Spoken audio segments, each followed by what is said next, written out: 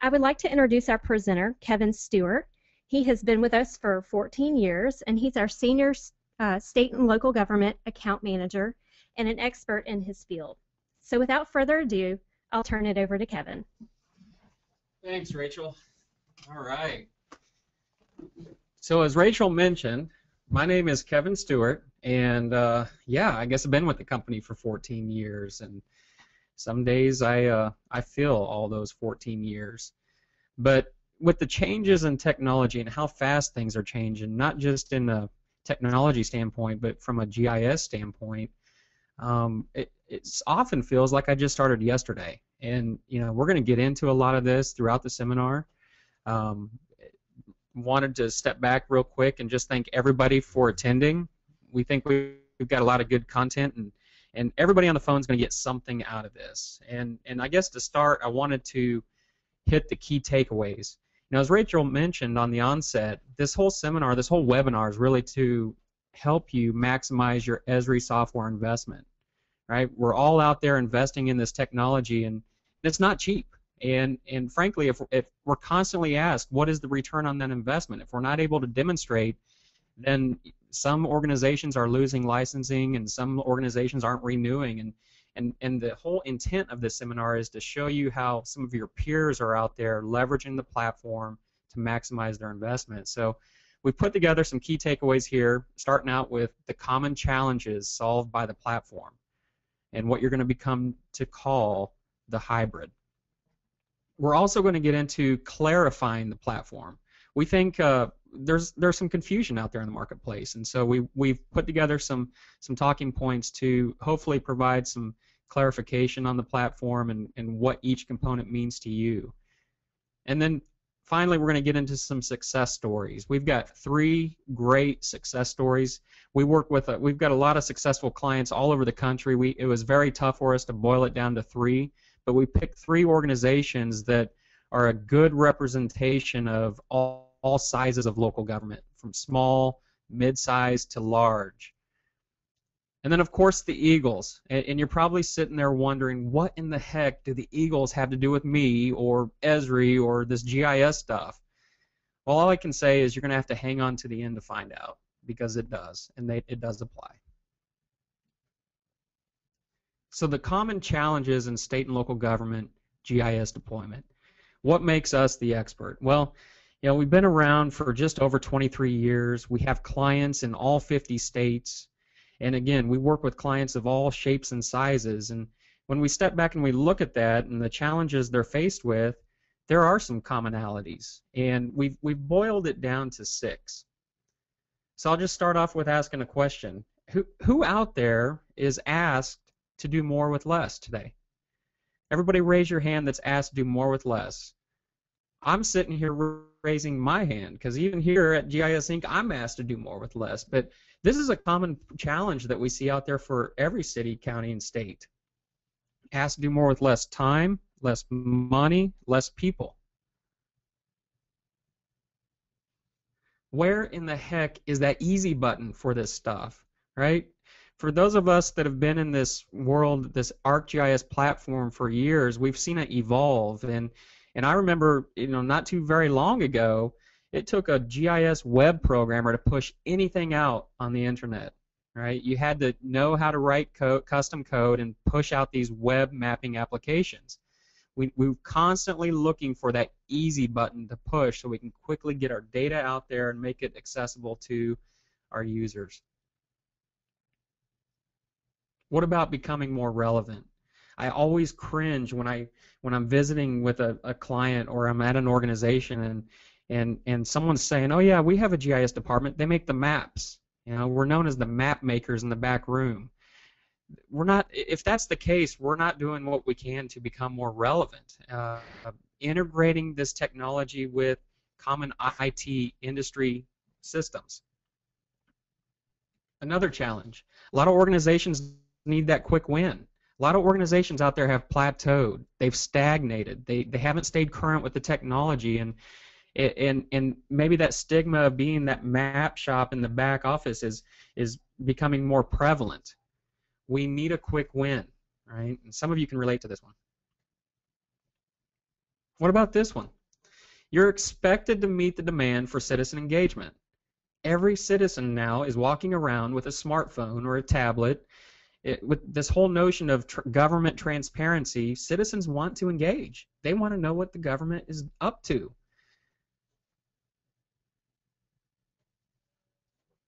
This is one of my favorites, user conference envy. Some of us on this call have actually been to San Diego and been out to the Esri user conference, right? Or if not, maybe we've been to a regional show or a webcast put on by Esri. And they're great, right? They show us how easy it is to deploy this technology, and it always works. And oftentimes in a 5-minute demo, they're able to illustrate and show us something that we've been struggling with for 6 months. That's all fun and good, but then we get back to our desks and we're all inundated with the day-to-day, right? We can't keep up with the day-to-day, and we never get to doing what we just saw on the big stage.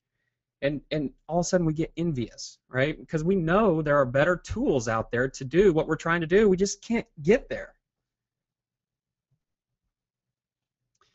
So I think the point of walking through all these challenges, why I put them in here, is because I think it sets up the ArcGIS platform very well, right? All these challenges can be solved by the ArcGIS platform. You're asked to do more with less. Well, wouldn't it be nice if there were some ready-to-use maps and apps for you to start engaging with citizens? Well, there are, right? And so why would you reinvent the wheel and not use something that's already ready to go? You need an easy button.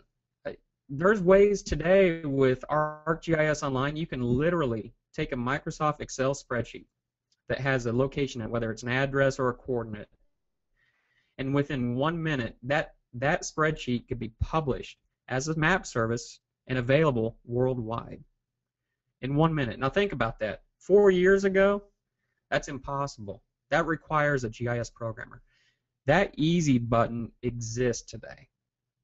How to become more relevant? Well, instead of being that map shop in the back office, what about implementing some of these ready-to-go templates that streamline workflows in other departments and make you relevant to that department, to the utilities department, to the planning department, to the assessing department, to public safety, right? These are ways, these are tools that can be used, most of which are free, to become more relevant within the organization and not just be the map maker in the back room. You need a quick win? Well, again, someone wants to access something on their iPad, within minutes you can make that a reality with ArcGIS Online. That's one way to go about it. Or take a template that solves a problem within the business, or put something out there for the citizens to engage with. You do any of those things, you're going to generate a quick win that demonstrates value and does something very important, that's build momentum. Support citizen engagement. Most of these templates that Esri has put out there are designed for the citizens, the non-GIS user. Okay, so you don't need to be that GIS guru to know how to interact and drive this application. A lot of the times you just hit locate me and you get information based on where you're standing. So they're designed for the non-GIS user. You're going to be, and what's that? That's going to empower those users. User conference envy.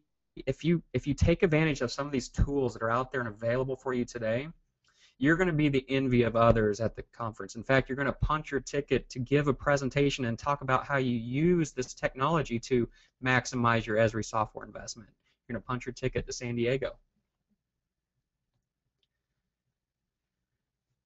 So let's get into some of the pieces of success, right? And we put an illustration here of puzzle pieces, and you can see here we've got pieces of the ArcGIS platform. We've got other pieces that we think, when put together, kind of tell that whole story, and we're going to get to that.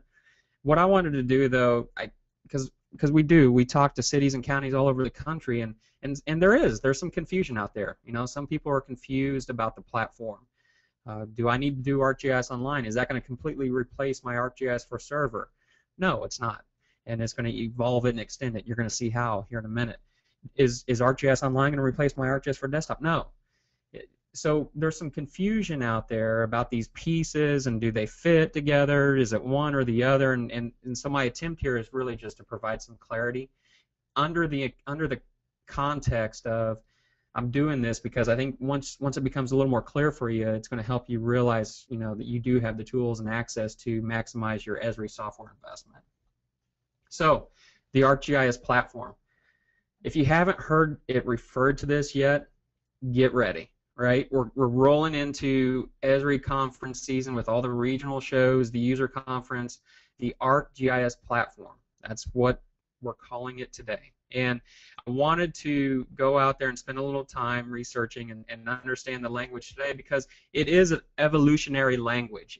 It's evolved over the last 2 or 3 years and it's changed. And I think that evolution of the language is what's created some of the confusion. So I'm going to boil it down and focus on 3 areas of the platform. I'm going to talk about industry solutions, the foundation, and how to provide access. All right, industry solutions. So this is that whole concept of ArcGIS for ... right? So for local government, state government, emergency management, utilities, etc. There's a lot of people out there I think that confuse ArcGIS for local government. Is it that or is it ArcGIS Online? And really think of ArcGIS for local government. I want to zero in on that one. Think of that as the umbrella, and under that umbrella, you've got ArcGIS Online. You've got that industry standard data model. You've got ArcGIS for server. You've got ArcGIS for desktop, right? But I think what's important about these industry solutions is they're designed for like-minded people. So when we look at local governments are all faced with common challenges. So why shouldn't there be common solutions for those common challenges? And that's what Esri has done. They've organized our world. So if you fall within any one of these umbrellas, I'll call it, then you got to get out there, take some time, and take a look at what's available for your world. And the only thing I'm going to mention here on the desktop is, it's a vital component to the foundation, right? It's designed for that GIS professional, and this is where you obviously will continue to maintain that authoritative set of geographic information. I just wanted to mention that. It still plays the vital role. It's not being replaced by ArcGIS Online or anything. So providing access. I've got 2 ways on here to provide access because this is, at the end of the day, this is where the rubber meets the road. How are you enabling your users to interact with your corporate asset? Well, what's your corporate asset? It's data. From the platform standpoint, there's 3, and I've got 2 on here, and I'm going to explain that. So there's ArcGIS Online, right, and there's ArcGIS for server. Think back with ArcGIS Online. If that's the cloud implementation of the platform. If you want to bring that cloud implementation of the platform into an on-premise implementation, that's something called Portal for ArcGIS. I'm not going to go into details on that. I want to just focus on these 2, ArcGIS Online, ArcGIS for server. And I want to kind of clear up that confusion because it's not one or the other. Oftentimes model implementations are going to require both. And I think we're going to see that when we get into some of the examples here in a few minutes. One other point about ArcGIS Online, I just want to make sure everybody understands that if you have ArcGIS for desktop today, you're entitled, right? It is your right to go out there and start playing with ArcGIS Online. If you have an ArcGIS for desktop license, you actually have access as being a named user for ArcGIS Online, and you have a certain number of credits. So if you're not doing anything with ArcGIS Online today, that right there is your license to go try to break it. Anytime I'm trying to learn something new, I got to break it once. So go try to break it, play with it a little bit, do that spreadsheet scenario I just talked about, taking a spreadsheet, serving it up, accessing it on the iPad. That's a 5-minute task. Let's talk about another piece of success that we see out there and available for all of us. I've spent some time talking about the platform. Well, there's other components, and here's one. Amazon, the cloud, right? In fact, part of ArcGIS Online is powered by Amazon's cloud. Think about situations where you're going to have high demand on a web mapping application that's available to citizens, right? It could be like a citizen results app. We worked with a client, Sangamon County, Illinois, where deployed a election results application. 350 days out of the year, that application is not getting touched. but the other 10 or 12 or however many days there are in a year, that application is going crazy. And if you need to scale with that kind of demand, the cloud environment actually makes a lot of sense. Or you're going to hear of a story here in a few minutes about an organization that truly needed a disaster recovery environment for their publication environment, and we'll show you why. And the cloud totally makes sense for things like that. Putting your valuable resource, which is data, the corporate asset, up in a publication environment like the cloud, it doesn't matter if your data center on premise goes down. You're backed up by this, and so there's a lot of good reasons why this play makes sense for some organizations. GIS Inc. OneView, or a traditional viewer, right? So think of these traditional viewers, and over the years we probably made some mistakes of putting ArcMap or trying to put ArcMap on the web, right? To us GIS geeks, and I'm one, it makes sense. I can get in there and drive it, but we constitute probably 1 or 2% of the population if I want to be aggressive with numbers. So that means we're leaving about 98% of the population out. Right? They're going to open that thing and not know what to do. But guess what? Over the last decade, we have been successful building a user base, oftentimes internally, right? Folks that rely on some of these traditional GIS tools. So there is a play for these traditional viewers if they support that business requirement of supporting your traditional GIS users that want to do things like redline maps, print to scale, print out to a layout, some of those common things that we expect in these web viewers. I always caveat that with as long as it complements your targeted, focused application deployment strategy, right? So you've got the targeted, focused apps, and then you got a traditional viewer, and then you're gonna appease all users, and we'll show an example of that here in a minute. Then there's ways or avenues to extend your platform, the ArcGIS platform, by deploying a GIS-centric asset management system such as CityWorks. And as an implementation partner, we've worked with many local governments to do that, to use software like this to extend that investment they've already made in that core technology, that core Esri technology, to generate huge returns on investment. So certainly a vital role in what we're calling the hybrid, right? So when you piece these things together, they're definitely powerful in and of themselves, but the real power, the real harmony comes in when you piece these puzzle pieces together to create what we call the hybrid, right? And this is really the holistic approach to what we see as a model implementation for local government. Yeah, the core is powered by the ArcGIS platform, but then there's other pieces, and you see there's room here to grow, right? This in theory should be a slide filled with 100 puzzle pieces, because that's the reality of where GIS technology can go and integrate and be extended to. But we focused on these because these tell the story of our 3 success stories, and this is really a core set. So let's get into the success stories, and again, we've selected 3 success stories here that range in size of government and range in implementation models of the hybrid. And that's what you're going to see is there's no one answer for the hybrid. All of them are going to look different. Yours is going to look different than your neighbor's, and that's fine as long as you're deploying it to meet business requirements and demonstrate value. So, City of New Orleans, Louisiana. I think we all know where this is, but just in case, I threw a map in there. And one thing about New Orleans, it's a population of about 350,000 people. It's a city that in 2018 turns 300 years old. So it's been around for a while. And meet Mr. Greg Hemel. He's the GIS manager down at New Orleans. And this is how Greg deployed the hybrid to maximize his investment in Esri software. Right? He's got a combination of the platform, which ArcGIS for desktop, ArcGIS for local government, ArcGIS online, ArcGIS for server, and then the Amazon cloud. So I want to kind of set up what Greg and his team did to extend the platform and generate some return on investment by talking about their path to enterprise GIS. This is a flood inundation map. right, from Hurricane Katrina. And I think we're all familiar with that event.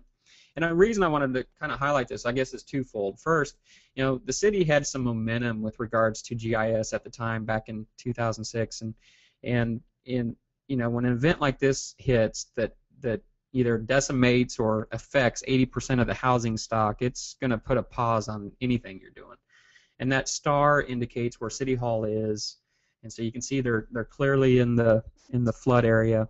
And so the other point I wanted to make on this is you can start to see why maybe an organization like this would want to embrace a publication platform such as the Amazon Cloud, right, for disaster recovery.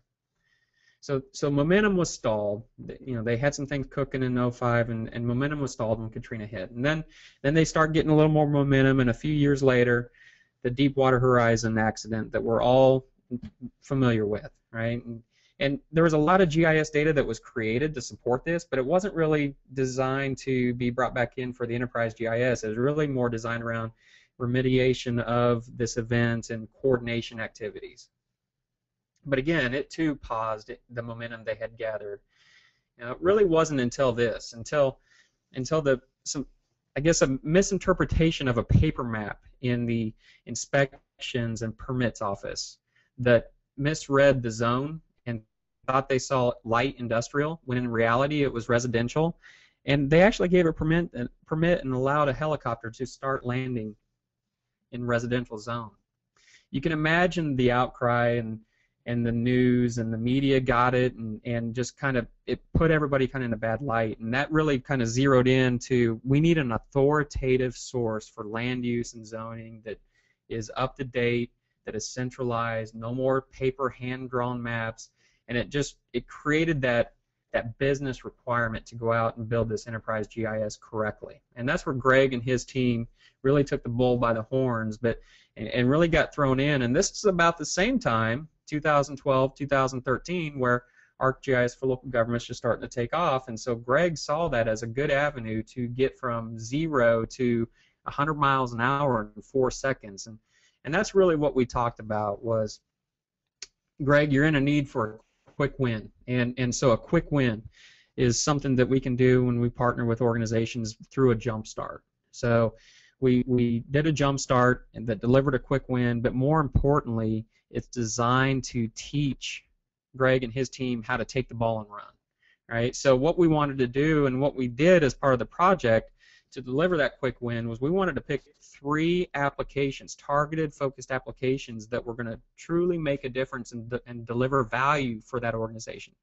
So we picked the sanitation services, who at the time had 3 static maps out on the web page that were never current, never up to date, very hard to interact. You couldn't do simple things like enter your address and see when your bulk pickup was or recycling was. So we took the My Government Services template and reconfigured it for sanitation services, right? The planning and zoning lookup tool. I don't think I need to go into too much detail after that helicopter story as to why this one was important and how quickly it demonstrated value there internally, but also to citizens, right? To give them way to quickly and easily interact with the GIS data and understand the zones that they're in or adjacent to. And then the common operational picture. Of course, we know New Orleans is in a tropical area. They deal with tropical weather annually and other incidents. And so there's a need to have this canvas that brings everything together. And so we worked with them. They took the common operational picture. They integrated it with their 311 system. It's been a very useful tool. At the end of the engagement, certainly demonstrated that quick win. But the other thing about that quick win, it wasn't just from an ArcGIS platform standpoint, it was also from the Amazon Cloud. Because again, all this is being housed and powered in the Amazon Cloud in a publication environment, not in New Orleans. Going back to that flood inundation map. So how did they benefit? I talk a lot about this quick win, and it's that formula. Quick win plus demonstrated value, it creates momentum. And I'm going to talk about that momentum here in a second. The cloud environment, so the publication environment, disaster recovery, this is a good fit for a lot of organizations. It makes sense. Citizen engagement, those 2 of the 3 templates we deployed in that jumpstart were geared for citizens. And then, the taking the ball and run is something that they've done. And here you can see, You know, they're putting out web maps on ArcGIS Online that support the biggest parade in our country, and that's Mardi Gras. That you can access on smartphones and tablets, and they're purposing that planning and zoning lookup to their property viewer that you can see here. I think one word to me kind of summarizes the benefit of these guys really leveraging the platform to maximize their Esri software investment is readiness. You know, this is a city, this is a GIS group that's ready. All right, let's take a look at a mid-size organization. So Roanoke County, Virginia. And if you don't know where Roanoke County is, it's western Virginia. It's in the mountains, the Appalachian Mountains. And, you know, little known fact, it is known as the Gate City of the South. Meet David Ray. David is the GIS manager there at Roanoke County. He's been there for just over 2 years, I believe, and this is his implementation of the hybrid. As you can see, there's a lot of components here of the ArcGIS platform: desktop, ArcGIS for local gov, online, and server, but also pictometry. That's a new puzzle piece, and GIS Sync One View, the traditional viewer. So when we first got engaged with Roanoke County, and David and I started talking, he always talked about the 6-point objective. You know, really what he's looking to do. What does he want to accomplish on this engagement? And you know, he always sums it up with 6 points. I can still hear him saying it. He wants to distribute data. He wants to provide many ways for citizens and constituents at the county to interact with data. He wants to empower the end user. So you see this application to the right. This is the app that's out there today. In 2 weeks, you're going to see what it's going to be replaced with here in a second. But this is an app that, you know, we've all probably deployed at some point or another, and have had varying levels of success. But let's look at this for a second. It's ArcMap on the web, right? You've got to know what you're doing to use this application. You've got to be trained or have some idea on what all these buttons mean and tools, and it's just not instantly intuitive. David knows that, and that's part of the reason we're going where we're going, to empower the end user. We want to make it easy for that 98% of the population, right? But not forget our 2% either. Multiple devices. So what we do needs to work on all devices. It needs to work anywhere. It needs to be modern technology, and it needs to be something we can maintain in-house. And I just want to talk for a second on maintain in-house, because that differs for every organization. David and his team are what I would call a little more advanced with regards to their capabilities to maintain in-house. So one way organizations can maximize their investment in Esri software is to actually take these templates that are out there and extend them. But only do that if you have the resources to maintain in-house, if you have a maintenance and sustainment plan to carry that forward. Right? The second you add a line of code to any one of those Esri templates, it is custom at that point. But as long as you go into that eyes wide open and with the resources to do it, then that's an option.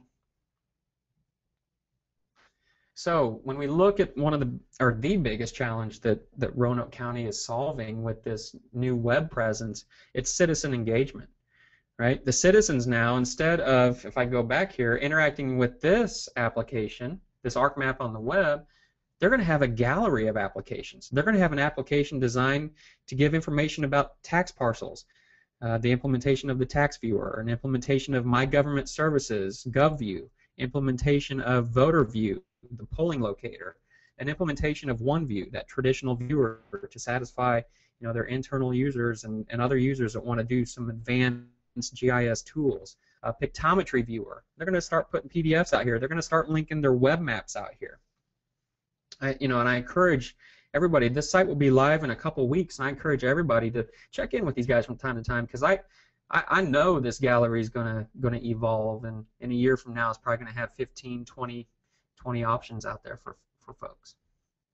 But one other requirement that David wanted was this idea of this seamless information hub, right? So you can go into, for example, here the tax parcel viewer, look for a parcel, but then have the option to interact and jump to the other applications. So stitching everything together behind the scenes. So here we're in the tax parcel viewer, and maybe we want to get some information about the demographics. Well, with Esri's new deployment of Business Analyst Online, which is now affectionately known as the Geo-Enrichment API available through ArcGIS Online, we're able to do that. And so David just entered some criteria. Hey, I want a 5-mile ring buffer around any parcel that gets selected, and give me that demographic and income report. And with a click of a button, you got that information. About halfway into our engagement, it evolved a little, as sometimes engagements do. David came to me and asked me if I'd ever seen Zillow, the online real estate platform. Of course I've seen Zillow. Everybody's seen Zillow, right? We've all taken that for a ride. Well, he said, Kevin, I want Zillow on steroids. After I was done laughing, I said, okay, we'll define steroids. He defined steroids, and I was like, all right, I think we can do that, but I better ask somebody, and it turns out we did. So he has what I'm going to call the most dynamic and most comprehensive property information report feature that I've ever seen in a viewer, and that is, you're able to go in here, and you can see on the screenshot on the right, and you're able to select the services you want to have turned on. So do you want to see the flood zone of that property you have selected? Do you want a little map panel for the zoning? Do you want to have Street View turned on, pictometry turned on?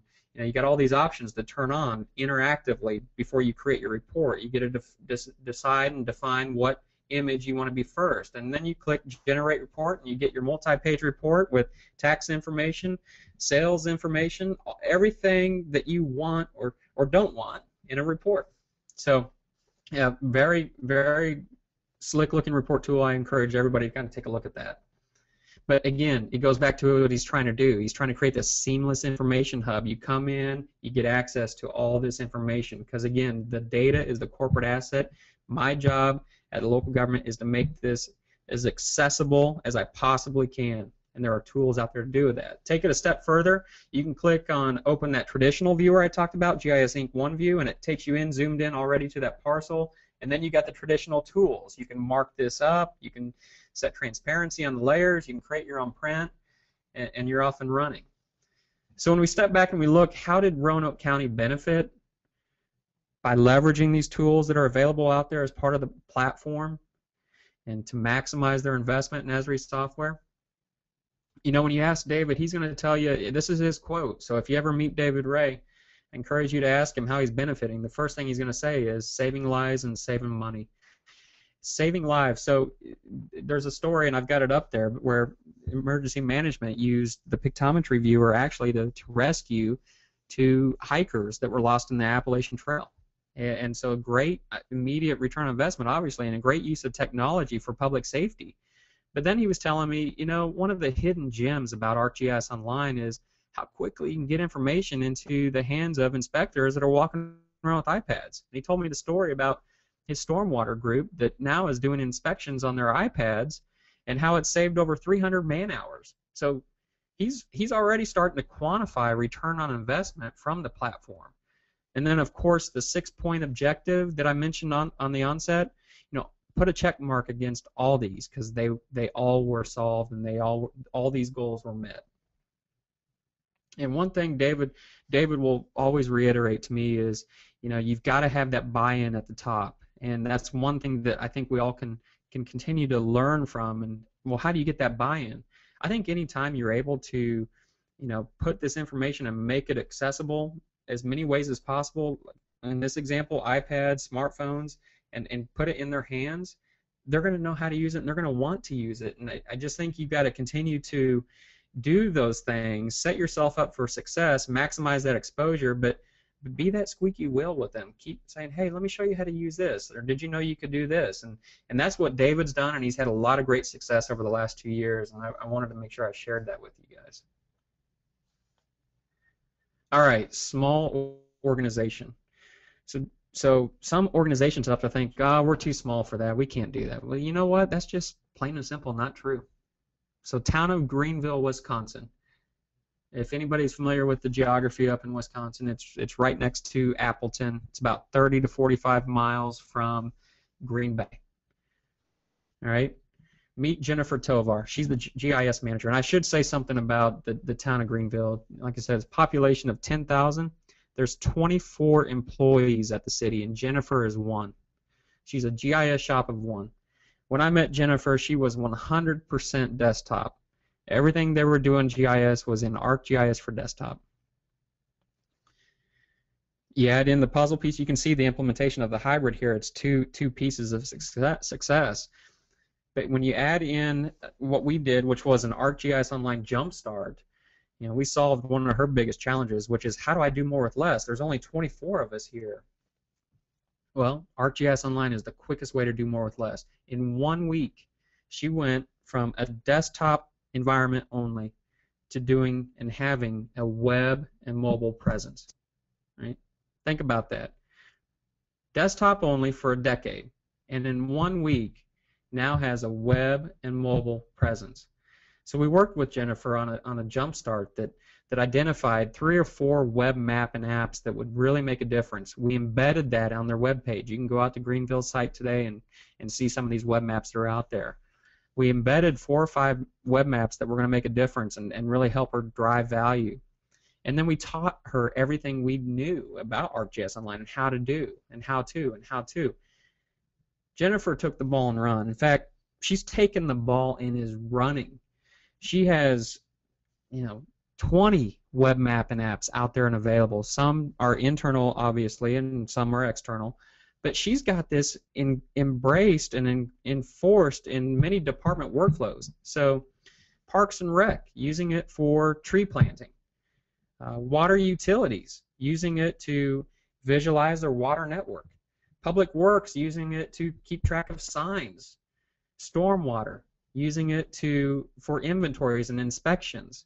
Fire and Rescue, map book.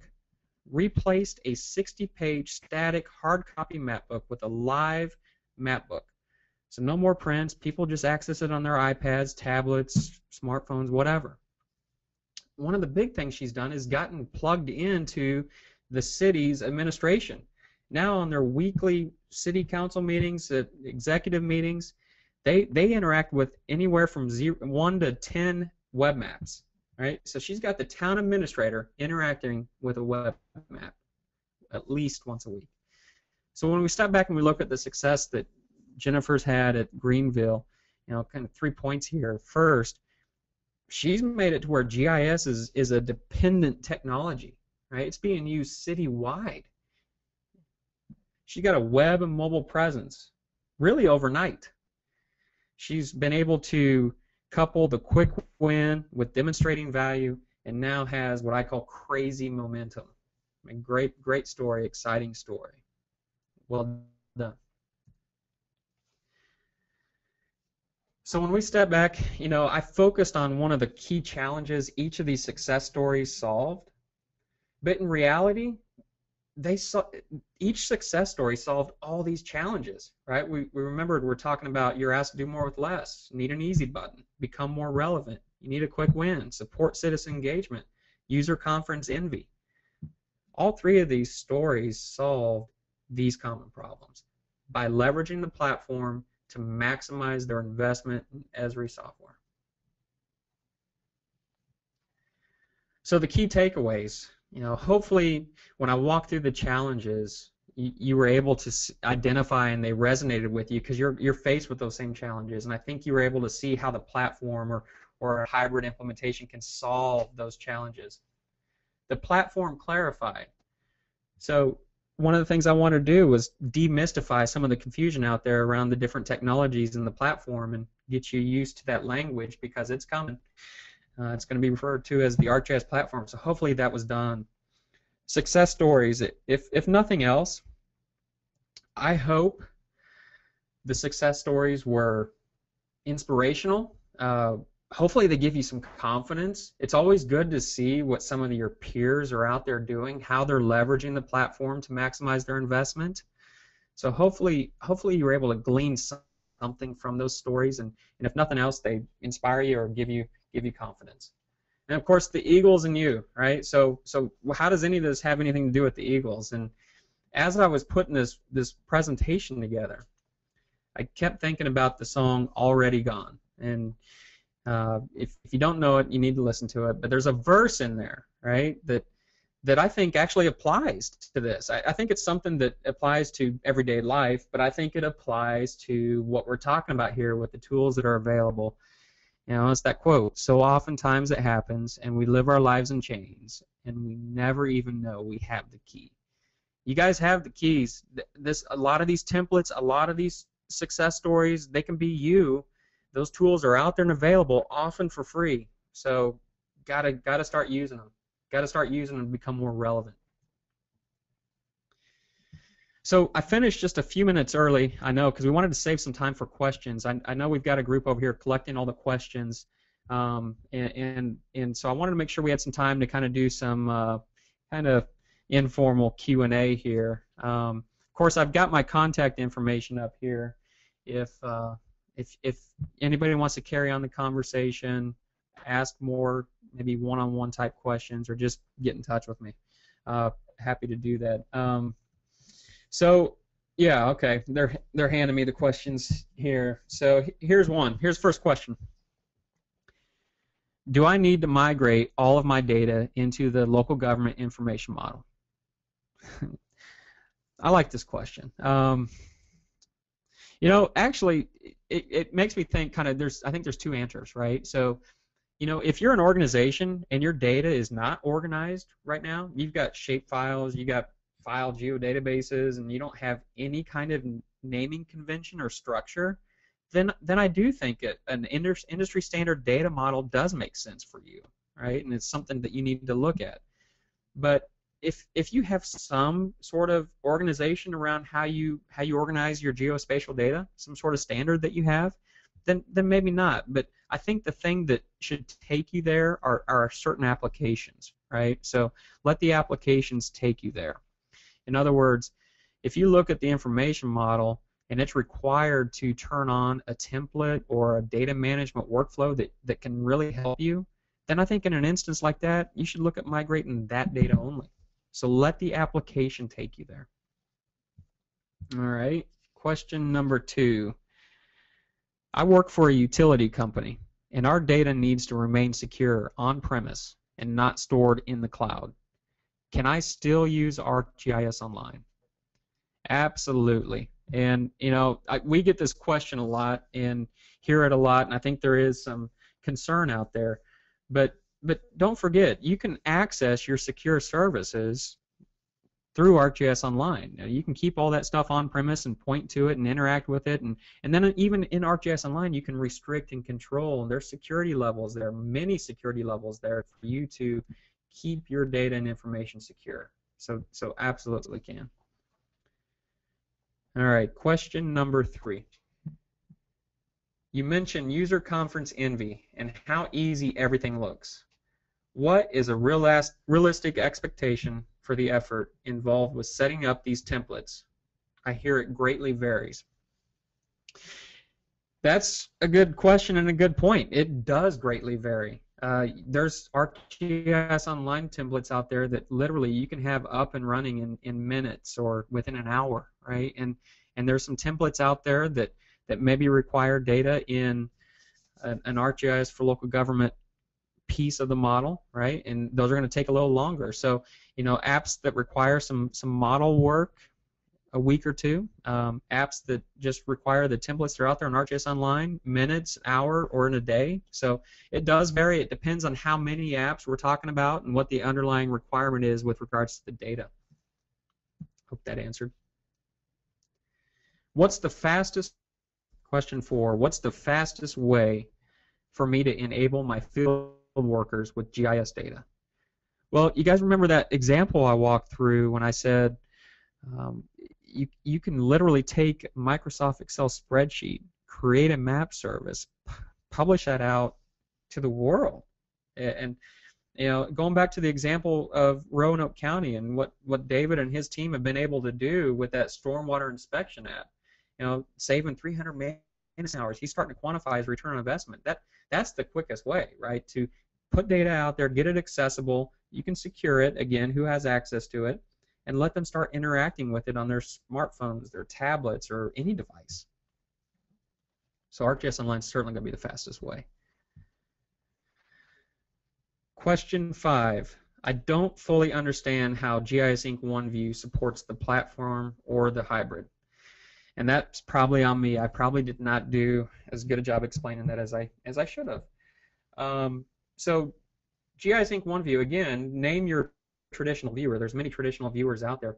We still see the value in traditional viewers. Again, let me put the caveat out there, as long as it complements what you're doing with targeted focused apps. But there's users out there that rely and depend on some of these common traditional GIS tools, such as marking up a map, printing it out to a template. And so that's just going to be a tool in your tool belt for your hybrid, right? A piece of success. You're going to have that GIS Inc. OneView, but then you're going to have many targeted focused maps and apps out there available. So that way you're taking care of 100% of the audience, not just 98 or 2 respectively. All right. Another question here. Question 6. Any success stories for higher education models, statistics? Definitely. Our clients, and in fact, we've worked with a few. We've worked with the University of Princeton and Caltech University, University of Michigan on a number of deployment strategies. So, when we look at universities, they're oftentimes operating like local governments, right?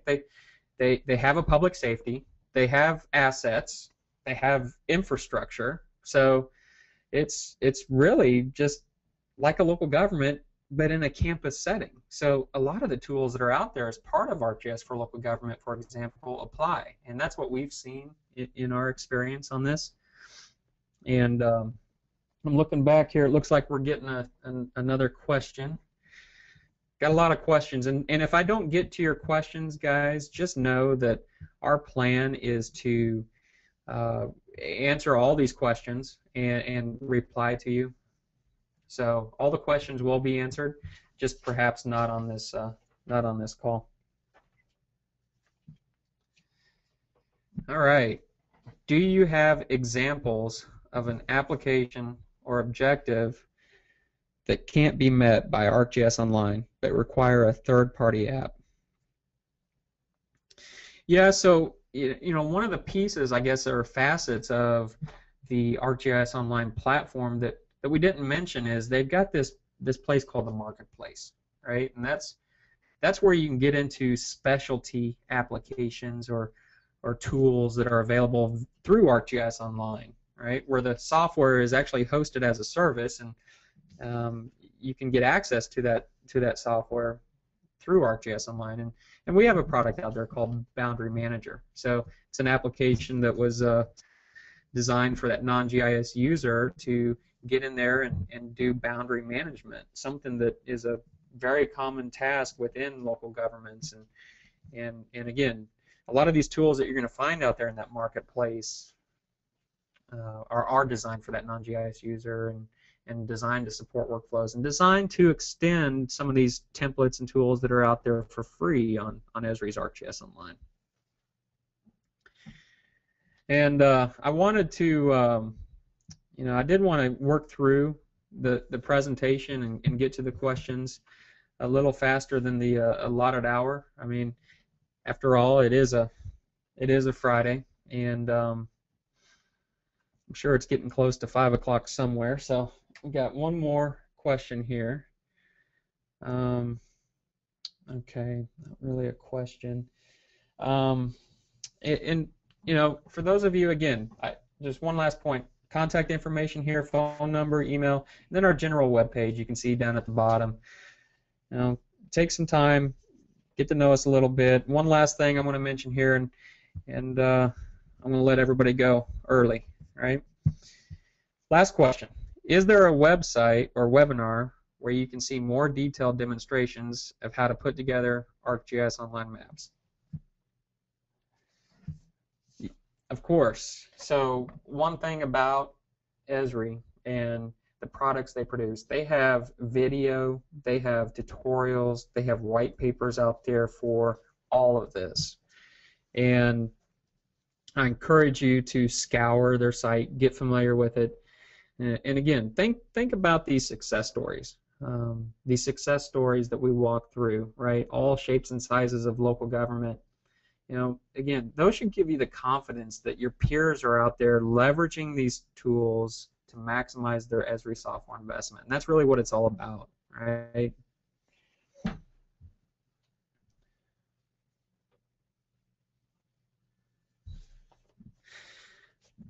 Okay, so those are the questions. I think there's like I said, there's many more questions, and we're going to get answers out to everybody. I did want to just kind of take this opportunity to again thank everybody for taking their time out of their day-to-day work and participate in this webinar. We hope to do this again, and thank you for your attention. And again, we'll get those answers out to you. Have a good weekend, everybody.